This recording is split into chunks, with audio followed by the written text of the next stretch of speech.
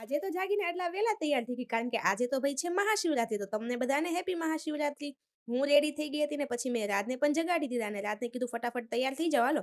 તો પછી અમારે બંનેને જવાનું હતું ભોળાનાથના દર્શન કરવા માટે અને મંદિર હતું નજીકમાં એટલે અમે બંને હાલીને નીકળી ગયા હતા મંદિર તરફ.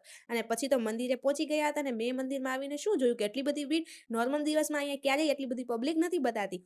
પણ આજે તો કહેવાય ને કે મહાશિવરાત્રી છે એટલે બધા જ દર્શન કરવા માટે આવે.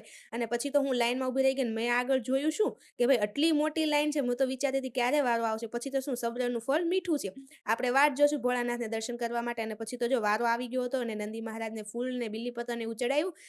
અને પછી દર્શન કર્યા અને તો પણ અંદર જવાની પરમિશન તો લેડીઝને હતી જ ને એટલે પછી મેં મહારાજને દૂધ અને જળ ને એવું બધું આપી દીધું. એટલે એમને ભોળાનાથને અર્પણ કરી દીધું અને મેં બહારથી જ દર્શન કરી લીધા કારણ કે ભીડ તમે લોકો જોઈ શકો છો. અને પછી તો મસ્ત ભોળાનાથના દર્શન મોટું હતું એટલે પ્રસાદી લઈને પછી પગે લાગવા ગયા હતા.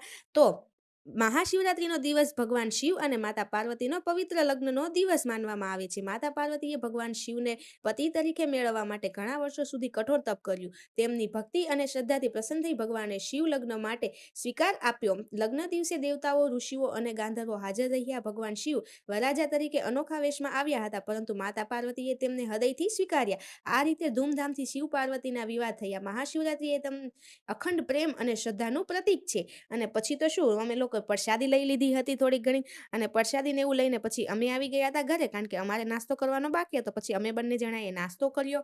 તો તમે લોકો પણ આવી જાઓ નાસ્તો કરવા.